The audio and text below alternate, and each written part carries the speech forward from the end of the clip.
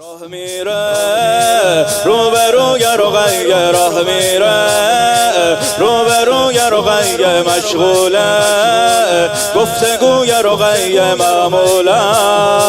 کل دنیا میگن همه حاجت ها رو به عموی رقیه، باز باید موج بزنه به پرچم ابوالفضل، مرده باید زنده بشه با یک دم ابوالفضل.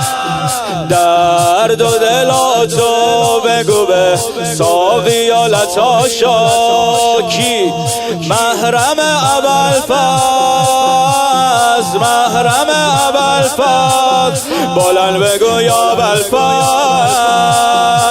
اقتدار ابوالفضل با وقار ابوالفضل، اقتدار ابوالفضل با وقار ابوالفضل، وارث علی و ذوالفقار ابوالفضل، در تمام ادوار ماندگار ابوالفضل، الگوی وفا در روزگار ابوالفضل.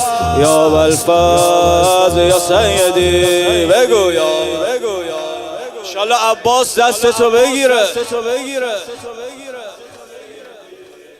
یا ابوالفضل یا سیدی یا ابوالفضل، دستاشه تکیه‌گاه رقیه، دستاشه تکیه‌گاه رقیه، آغوشش هم پناه رقیه میتابه، روز و شب به دلامون عشق پهلوانامون قرص ماه رقیه.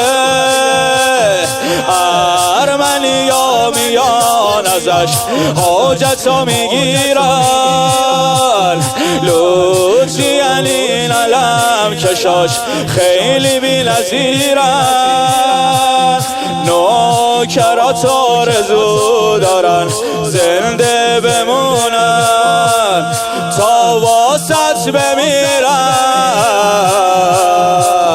بلند بگو یا ابوالفضل، مهربون ابوالفضل، پهلوان ابوالفضل، مهربون ابوالفضل، پهلوان ابوالفضل، شاه این زمینا آسمان ابوالفضل، آخرین امیده ایلان ابوالفضل، بهت میگه عمو جون رقیه